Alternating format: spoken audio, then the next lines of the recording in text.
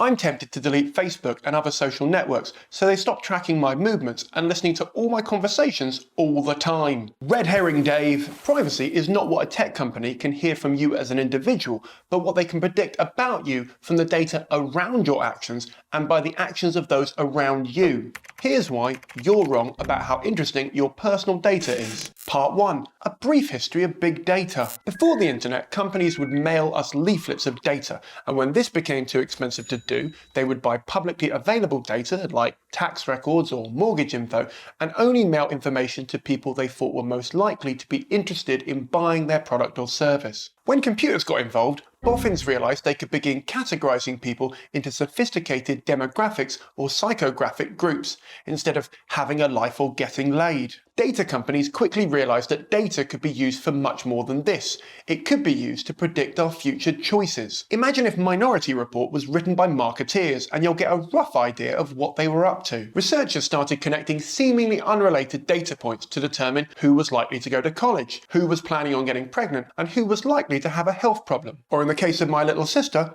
all of the above. She had a pretty killer freshers week. So when you click accept all because you think, what could they possibly be doing with all of this random data on me? Remember, a marketing company can use this data and other data that it can buy alarmingly cheaply from other companies to map you. But I thought all my data was anonymised. Sort of, Dave. It's another red herring.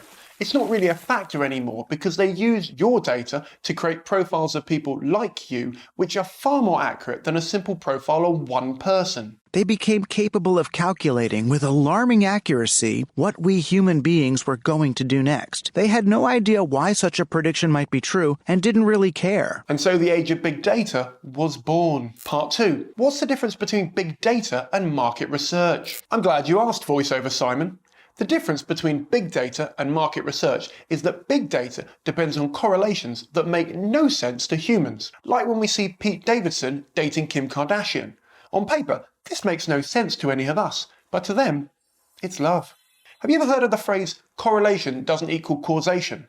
Well, in a world of big data, the reverse is true. Also, you can lie in market research groups and pretend you love the product, when in reality you think they're corporate pigs who are creating products that nobody needs that'll end up in landfills in the next 5 years. As a result, market research is often inaccurate data that's open to bias and manipulation. And if you put bad data in, you'll get bad results out. Once more for the people at the back, if you put garbage in, you'll get garbage out. Advertising legend John Wanamaker once said, "Half my ad spend is wasted. The trouble is, I don't know which half." Marketeers, not unlike me when I go for a colonoscopy, hate uncertainty, and as a result, try to keep it to a minimum. So if we shouldn't be concerned with big tech tracking all of our individual actions, what should we be concerned about? Great question, Dave. Part 3. What privacy and data should we be concerned about? There's a terrible echo in here. Most people are concerned with the specific things they're doing being tracked, which I get. Nobody wants to feel like they're being watched all the time, unless you're really into public sex, or a YouTube influencer, or both. The NSA and Google both claim they're not reading your emails, and they probably aren't. But it's not because they can't, it's because the content is the least of the problem here. Oh, and before I forget, I've done a whole video on why your phone probably isn't listening to you, but the truth is much worse, which you can find linked below. Watch it after this, you paranoid nutjobs. Douglas Rushkoff wrote, As anyone working with big data knows, the content of our phone calls and emails means nothing in comparison with the metadata around it. What time you make a phone call, its duration, the location from which you initiated it, the places you went while you talked, and so on, all mean more to the computers attempting to understand who you are and what you are about to do next. Facebook can assume things about you based on how long your cruiser hovers over an image. TikTok can assume things about you based on how quickly you scrolled past a video. And Google can work out what you're most likely to be interested in next based on what your friends have searched for. Think of how many data points there are in the single act of hovering over an image versus the recording of your phone call. The more data points statisticians have about you, the more data points they have to compare with those of all the other people out there. Hundreds of millions of people, each with tens of thousands of data points. Researchers don't care what any particular data point says about you, only what it reveals when compared to the corresponding data point in everyone else's profiles. It's the same technology that's in Facebook Pixel, which tracks us across millions of websites to show us products we might have just browsed for. Only now, instead of using our browsing history, they're using our big data profiles. This data can be used to predict the probability of anything. This is why we're getting so many weird and problematic AI experiments, like predicting if someone will change their political allegiance or their sexual orientation, or both. Of course, you don't really need a fancy AI algorithm for that. You just need to see if they've dyed their hair pink. It has nothing to do with what we say in our emails about politics or sex, and everything to do with the seemingly innocuous data around that email. Based on your changes in messaging, autocorrections and GPS movements, big data can predict when you're likely to get the flu, or if your relationship will last, or both. Part 4. But how accurate can these predictions be? For most marketeers, predictions are not enough because they don't guarantee a sale. Big data is simply a set of probabilities, and analysts can get about 80% certain of a future human choice. 80%? That's fucking amazing!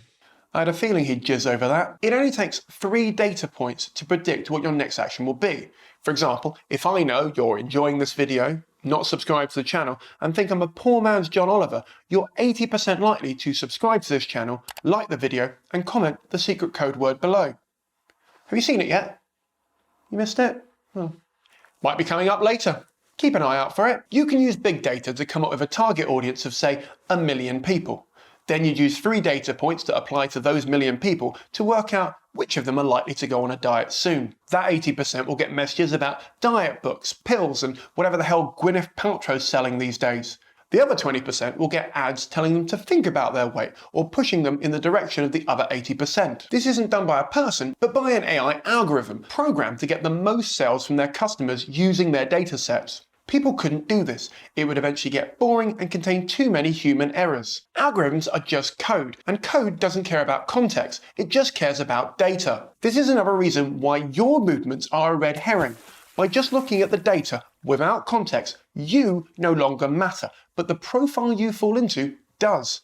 Each advert creates data points. This data is then fed back into the algorithm, and each time, more and more people are pushed towards the limited outcome of their statistical profiles. Isn't marketing fun? Companies use big data sets to reduce the spontaneity of their customers so their sales go to the moon. Part 5. Are there any long-term issues to this? Of course. This has a long-lasting impact on creativity and innovation, as most companies now rely on big data to predict what customers will want in the next quarter instead of trying to out-innovate their competitors. What they don't get is that using big data to develop new products is like looking in the rearview mirror to drive forward. All data is necessarily history. Big data doesn't tell us what a person could do. It tells us what a person will likely do based on the past actions of other people. Without internal innovation, all companies will lose their competitive edge in the long term. But who cares, right? We're selling more now. Wall Street is generally in the business of trying to make money now, whereas we're in the business of trying to make money for the next 10 years. And that's the difference. Predictions rather than innovation are only as good as the data science firm they've hired, which might be the same data firm that their competitors are using. The only long-term winners in this are big data firms. And as long as we live in an economy that's data-driven, where AI can be used to predict our future wants and needs, data will always be the most important thing to any new company, not our individual actions. So Dave, I get why you're worried about Google, Facebook or Bebo tracking you, but this isn't about you. It's about all of us. And also, what are you trying to hide?